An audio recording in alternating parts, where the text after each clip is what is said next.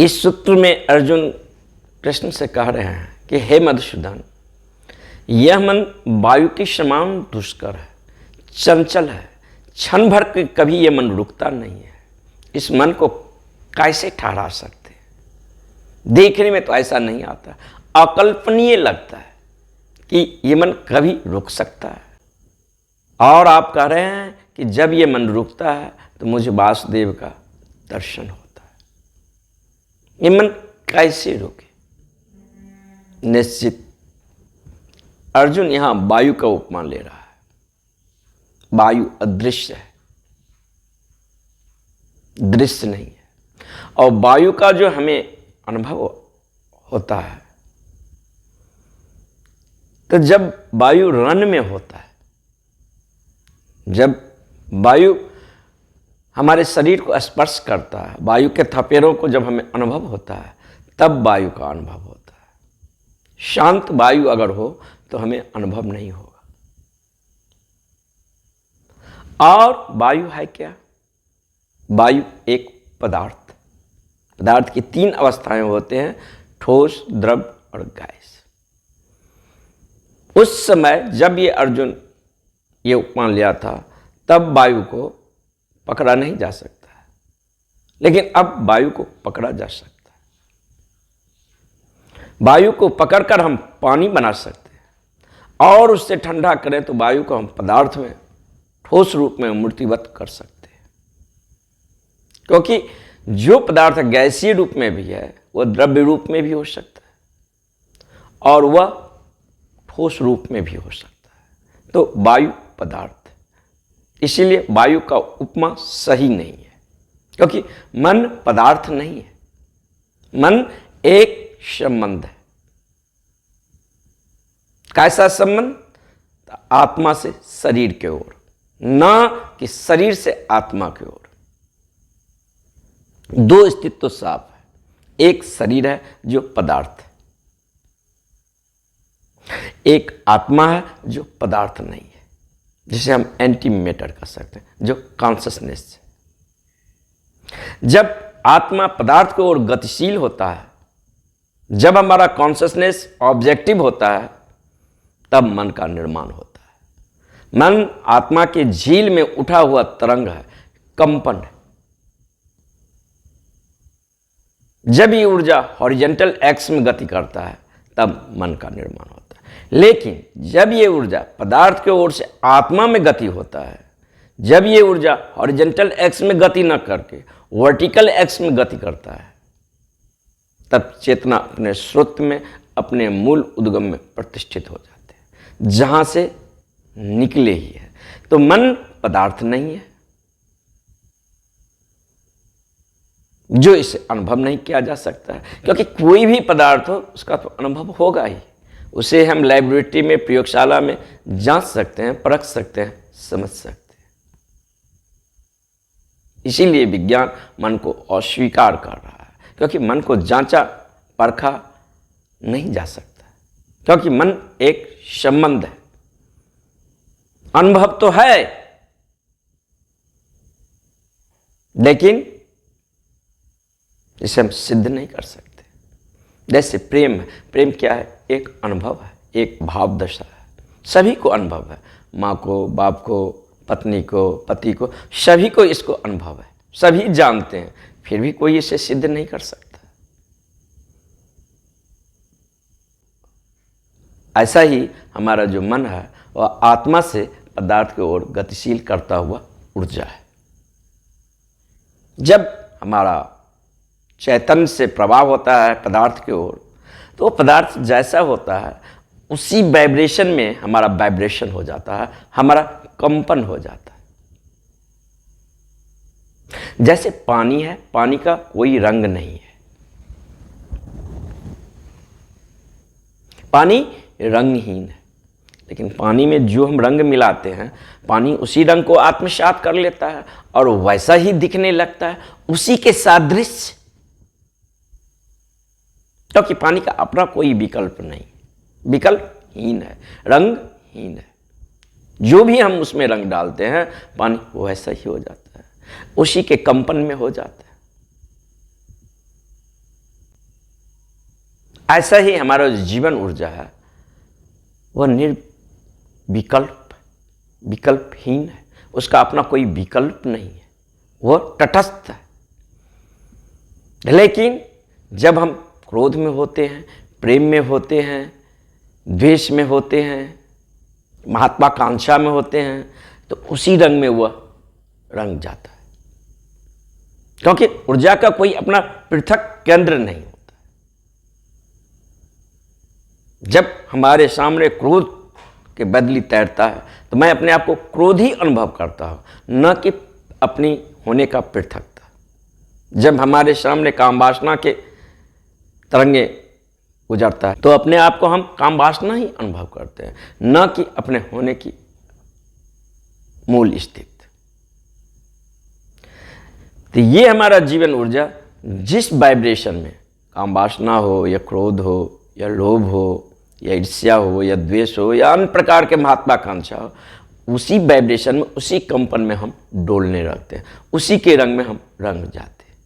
लेकिन ये हमारा मूल चेहरा नहीं है, ये ऊर्जा का बहिर्गमन है। मूल चेहरा तो हमारा तटस्थ है।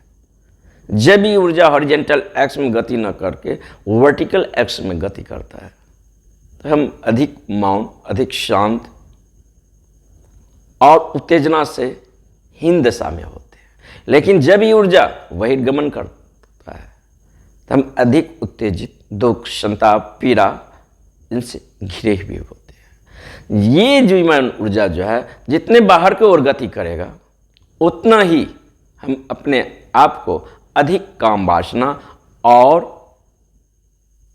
अहंकार का अनुभव करेंगे। जो आदमी जितना अहंकारी है उसमें काम वासना उतना ही प्रगाढ़ है। लेकिन जब ये ऊर्जा भीतर की ओर गति करता है तो उसमें क्या होगा, वह अधिक मौन, शांत, उसका प्रेजेंस हमें स्पर्श करेगा। वह आदमी बहुत कम अहंकारी होगा, धीरे धीरे अहंकार शून्य होता चला जाएगा, और जिस मात्रा में अहंकार शून्य होगा उसी मात्रा में काम वासना भी शून्य होता हुआ चला जाएगा। तो अर्जुन का जो ये उपमा है, जिस प्रकार वायु को बस में नहीं किया जा सकता उसी प्रकार इस मन को बस में नहीं किया जा सकता। यह सही नहीं है। यह उस समय सही था जब तक हम वायु के बारे में जानते नहीं थे, लेकिन अब वायु को बस में किया जा सकता है और बस में करके उसे द्रव्य के रूप में या पदार्थ के ठोस रूप में हम परिवर्तित कर सकते हैं। तो अभी जो ये प्रश्न अगर कोई पूछेगा तो हम वायु को उपमान नहीं ले सकते। लेकिन मन पदार्थ नहीं है, मन एक संबंध है। संबंध टू वे हो सकता है, दो तरफा हो सकता है और एक तरफा भी हो सकता है। एक लड़का और एक लड़की जब आपस में प्रेम करते हैं तो संबंध दो तरफा होगा और एक तरफा भी होगा, क्योंकि लड़का लड़की से प्रेम करता हो सकता है लड़की उस लड़का से प्रेम नहीं करता। एक वन वे ट्रैफिक हुआ, दूसरा टू वे ट्रैफिक हो गया कि लड़का भी लड़की से प्रेम करता है और लड़की भी लड़का से प्रेम करता है। ये जो संबंध है ये टू वे में है। एक स्थिति तो ये है, एक स्थिति ये भी है कि लड़का लड़की से प्रेम करता है और लड़की लड़का से प्रेम नहीं करता है। तो प्रेम नहीं करना भी एक स्थिति है। तटस्थ हम नहीं रह सकते। तटस्थ होना यानी सारे जालों से निकल जाना, क्योंकि संसार में हर एक चीज हमें दो भागों में तोड़ता है, या हम हां कहें या हम ना कहें। तटस्थ नहीं हो सकते उसके प्रति। तो लड़की लड़का से प्रेम करता हो सकता है लड़का उस लड़की से प्रेम नहीं करता हो। लेकिन जब हम किसी पदार्थ से प्रेम करते हैं तो ये वन वे ट्रैफिक है। जहां हम पदार्थ से तो प्रेम करते हैं लेकिन पदार्थ मुझसे कोई प्रेम नहीं करता है, उसका मालकियत आज बदल जाएगा तो इसके लिए वो रोएगा नहीं, वहां कोई कंपन पैदा नहीं होगा, वहां कोई भावनाएं नहीं है। तो हमारे जो ऊर्जा का धारा है, हमारा जो जीवन ऊर्जा है, वो जब बाहर पदार्थ की ओर गतिशील करता है तब जो कंपन उत्पन्न होता है ये है मन, ये है विचार। अब ये कंपनों का निगेटिव और पॉजिटिव दोनों स्थित हो सकता है। अगर हम अधिक निगेटिव कंपनों से भर गए हैं तो हमारा जीवन दुख, संताप और पीड़ा से भर जाएगा। हमारे जीवन में प्रकाश का अस्तित्व नहीं होगा, हमारे जीवन में अंधकार का ही अस्तित्व होगा। लेकिन अगर ये कंपन पॉजिटिव हो जाए, अहिंसा, प्रेम, मैत्री, इन सद्गुणों को ग्रहण कर ले तो हमारा जीवन में एक अहोभाव होगा, एक मधुमास होगा, एक प्रेम होगा, एक आनंद होगा। और कोई भी यात्रा निगेटिव ध्रुव से नहीं किया जा सकता, पॉजिटिव ही ध्रुव से किया जा सकता है। तो अगर हमारे जीवन में कहीं दुख, संताप और पीड़ा की कहानी है तो हमारा कंपन निगेटिव है। हमारे जीवन बहुत निम्न दशा में, इससे नीचा नहीं हो सकता है, उस स्थिति को छुआ है। तो अर्जुन को तो कभी अनुभव में आया नहीं है कि ये मन कभी रुक सकता है, ठहर सकता है। इसीलिए वो पूछता है, ये मन ठहर कैसे सकता है, ये कैसे रुकेगा। तो वन वे जी ट्रॉफी का इसे हम रोक सकते हैं। जब हम निर्णय लेते हैं इस पदार्थ से हम किसी प्रकार का अपना संबंध नियोजन नहीं रखूंगा, तो संबंध टूट गया, क्योंकि पदार्थ हमसे किसी प्रकार का संबंध नहीं बना रहा है। लेकिन दो आदमियों को भी जो संबंध है, दोस्ती का, मैत्री का या कोई अन्य संबंध है, ये टू वे ट्रैफिक है। दोनों ओर से लेन देन हो रहा है। एक ओर से बंद होगा, हो सकता है दूसरे ओर से लेन देन जारी ही है, तो संबंध को हम नहीं तोड़ सकते। ये जो मन है, ये नीचे ओर जो बह रहा है, पदार्थ की ओर जो गतिशील है, ये मन है। तो मन एक संबंध है, इसे अनुभव तो किया जा सकता है लेकिन पकड़ा नहीं जा सकता है वैज्ञानिक लाइफ में। इसे शांत भी किया जा सकता है। और दूसरा, ये चंचल है, इसीलिए इसे शांत नहीं कर सकते।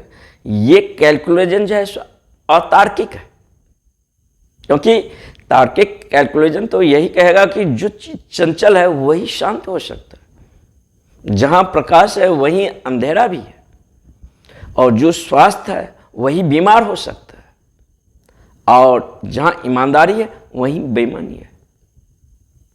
जिस दिन पृथ्वी पर बेईमानी भी नहीं होगा उस दिन ईमानदारी भी नहीं होगा। किसके सापेक्ष में रखेंगे? जिस दिन दुख भी नहीं होगा उस दिन सुख भी नहीं होगा, और जिस दिन अंधेरा विदा हो जाएगा तो प्रकाश भी विदा हो जाएगा। क्योंकि प्रकाश का जो अनुभव होता है अंधेरे के सापेक्ष में होता है। इसीलिए वैज्ञानिक गर्म और ठंडा को दो विपरीत पर्यायवाची नहीं मानते, वो तापक्रम मानते। जब पानी का तापमान 80 डिग्री पर है तब वो कहता है कि इसका तापक्रम इतना है, और जब -2 पर है तब भी कहता है अब इसका तापक्रम इतना है। क्या हमारा टेम्परेचर अगर 40 डिग्री है तो पानी का टेम्परेचर 42 डिग्री हुआ तो मैं कहा पानी गर्म है, और हमारा टेम्परेचर 40 डिग्री है और पानी 38 पर है तो मैंने कहा कि पानी ठंडा है। तो अपने सापेक्ष में हम पानी को गर्म और ठंडा कर रहे हैं, लेकिन ये दो विपरीत चीज नहीं है। अगर मनुष्य को हटा ले तो जो हमें अस्तित्व में विपरीत दिखाई पड़ता है वह विपरीत नहीं है। क्योंकि मित्रता के बिना शत्रुता हो ही नहीं सकती, और न स्वीकार के बिना अस्वीकार हो सकता है। जब हम टोटल स्वीकार करते हैं तो टोटल स्वीकार का मतलब क्या? अब अस्वीकार भी नहीं है तो उस स्वीकार को स्वीकार भी नहीं कहना चाहिए। जब टोटल स्वीकार है तो फिर उसको स्वीकार करने की कोई जरूरी क्या? कि कोई चीज अपनी एक्सट्रीम बिंदु पर चला जाता है तो अपने से विपरीत में वो बदल जाता है। जब पानी 100 डिग्री पर हो जाता है पानी वाष्पीभूत हो जाता है। तो इसीलिए मन एक संबंध है, इसे अनुभव तो किया जा सकता है लेकिन पकड़ा नहीं जा सकता। चूंकि यह अशांत है, अशांत होने के पीछे कारण होगा, कोई हमारा नियोजन होगा, नियत स्वार्थ होगा, जन्मों जन्मों से हमें ऐसी व्यवस्था दिया है जिसमें मन अशांति हो।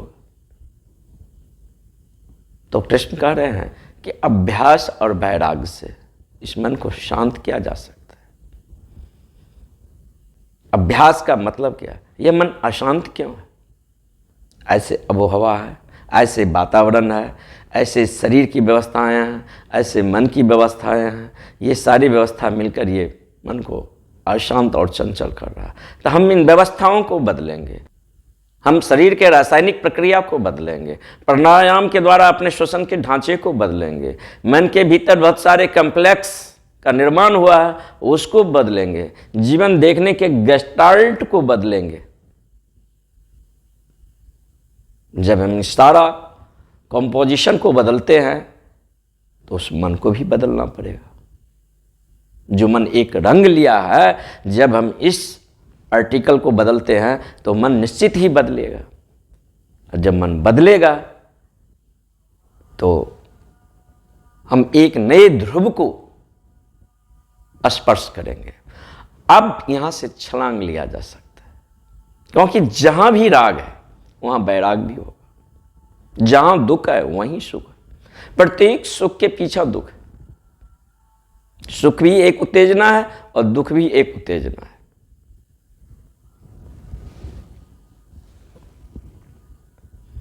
दोनों उत्तेजना है, लेकिन आनंद उत्तेजना नहीं है। दुख भी मिलता है बाहरी कारणों से, सुख भी मिलता है बाहरी कारणों से। जब वो कारण गौण होगा, दुख भी विदा हो जाएगा, सुख भी विदा हो जाएगा। और जब तक कारण से हम तक कुछ आता है, तब तक हम गुलाम ही हैं, तब तक हम स्वतंत्र नहीं, तब तक हम दूसरे पर ही आश्रित हैं अपने सुख दुख के लिए। लेकिन आनंद कॉज ऑफ इफेक्ट नहीं है। आनंद स्वयं की अनुभूति है, अपने स्वयं के केंद्र में होना, अपने संस्वरता को पाना, यही आनंद स्वरूप है, बिना कारण के। अभी तो हम सोच भी नहीं सकते हैं कि अकारण आनंद कैसा होता है। अभी जो हमारा अनुभव है वह उत्तेजना का अनुभव है। जहां भी सुख जीवन का अनुभव हुआ वो कारण से ही आया है, चाहे स्त्री से आया हो, मां से आया हो, मित्र से आया हो, कोई निमित्त कारण होगा। लेकिन आनंद अकारण है, जब चेतना स्वयं में प्रतिष्ठित होता है। तो जब भी हम विपरीत में संसार में उतरते हैं, कभी अशांत होते हैं, काम वासना में उतरते हैं, तब काम वासना के मन दूसरा अति पर जाता है। और दूसरा अति पर जाता है तो उस भाव को प्रथम संवेदनशील नहीं है, उसे रुकने का कोई जगह नहीं है, इसीलिए उसका अनुभव उतना प्रत्यक्ष नहीं होता है। जैसे पुराने दिनों में कबूतर को पालने वाले कबूतर के लिए जो है घर पर एक छतरी लगा देते थे। कबूतर आकाश से उड़ता हुआ निकलता था, वो छतरी पर बैठता था। तो हमारे पास ऐसा कोई वैराग्य का छतरी नहीं है। वह पक्षी तो आता है वैराग्य का, राग के पक्षी को ठहरने के लिए जगह है, घर बनाए हैं, महल बनाए हैं, रंग देते हैं, उत्सव मनाते हैं। लेकिन वैराग के पक्षी जब ठहरता है तो उसके ठहरने की भी जगह नहीं दी है। वो जगह देना पड़ेगा, देखना पड़ेगा, अपनी संवेदनशीलता को बढ़ाना पड़ेगा, गौर से देखना पड़ेगा, निरीक्षण करना पड़ेगा स्थितियों को। और अनुभव ही मुक्तिदायी है, अनुभव से ही ज्ञान होता है। किसी अनुभव से जब गुजरते हैं और उस अनुभव के गुजरने के बाद उसका एसेंस, उससे मुक्त होने का अगर हमें ज्ञान नहीं मिला तो वह अनुभव नहीं है। अनुभव मुझे मांझता है, मुझे गहरे उतारता है, मुझे वह पीक देता है, क्योंकि खाई के बिना कोई शिखर नहीं हो सकता। ये संसार एक पाठशाला है, यहां उतरे हैं तो अनुभव लेने के लिए, पढ़ने के लिए, समझने के लिए, जानने के लिए। ये घर बनाने के लिए नहीं है, ये हमारा घर नहीं है। कुछ दुनिया के लिए उतरे, फिर हम जहां से आए हैं वहीं चले जाएंगे। निश्चित जो विद्यार्थी स्कूल के अनुशासन और स्कूल के जीवन की व्यवस्था को देखकर डर जाए, स्कूल जाने को मना कर दे, उसमें वह डीठ पैदा नहीं होता है। क्योंकि जो विद्यार्थी स्कूल गया है और स्कूल के अनुशासन, स्कूल की व्यवस्था से जब वो गुजरता है तब वह जानता है वो हमारे बुनियादी शिक्षा के लिए जरूरी है। उससे गुजरने के बाद ही हमारे जीवन में एक रंग आता है, एक समस्वरता आता है, एक अंडरस्टैंडिंग आता है। वह हमारे होने के लिए सहभागी था, हमारे विकास के लिए जरूरी था। तो ये एक पाठशाला है। निश्चित राग के तो अनुभव है, वैराग का अनुभव नहीं है। वैराग का अनुभव होगा कैसे? तो अभ्यास और वैराग। अभ्यास के लिए क्या करना पड़ेगा? हम योग पर, प्राणायाम पर, हठ योग पर, इन सारी पद्धति से काम करेंगे। शरीर के रासायनिक सिस्टम में हम परिवर्तन करेंगे प्राणायाम के द्वारा। मन और भाव के तल पर जो हम दमित हैं, हमारा जो कम्प्लेक्स है, उसको हम रेचन के द्वारा निकालेंगे। मन जो निगेटिव कंपनों से भर गया है, उसे हम पॉजिटिव कंपनों के लिए मंत्र के द्वारा मन का कंपन बदलेंगे। जब ये तीनों एक संरेख में आएगा तब मन विराम को उपलब्ध होता है। तब ये ऊर्जा ऊपर की ओर गति करना शुरू कर देता है, क्योंकि कोई ऊर्जा ठहर नहीं सकता, या बाहर गति करे या भीतर गति करे। भीतर का मतलब कि ऊपर गति करे। जब ये ऊर्जा वर्टिकल एक्स में गमन करने लगता है तब जीवन में शांत, आनंद और मान को हम उपलब्ध होते हैं। जो निश्चित ये मन ठहर सकता है, क्योंकि मन पदार्थ नहीं है, मन एक संबंध है और संबंध को तोड़ा जा सकता है। वन वे ट्रैफिक अगर संबंध हो तो उसे तोड़ा जा सकता है, टू वे संबंध को तोड़ा नहीं जा सकता। लेकिन एक स्थिति ये भी है कि हम तटस्थ हो सकते। मन में बहुत सारा चेहरा, बहुत सारे रंग, बहुत सारा विकल्प है। राग का है, विराग का है, क्रोध का है, प्रेम का है, बहुत सारा। लेकिन किसी रंग में नहीं रखते, क्योंकि जिसके साथ ही हमारा आइडेंटिफिकेशन हो जाता है, हम उन्हीं तरंगों के बीच डोलने लगते। हमें स्वयं अपने केंद्र में प्रतिष्ठित होना है और सजग होकर रहना है। मात्र वाचर, देखने वाले, not state of doing, state of being, ये होने की अवस्था है। लेकिन इसे उपलब्ध करने के लिए हमें अपने आप पर, अपने कॉम्प्लेक्स पर, अपने शरीर के रासायनिक व्यवस्था पर काम करना होगा। जब ये शरीर के रासायनिक व्यवस्था बदलता है तब मन का तरंग भी बदलता है।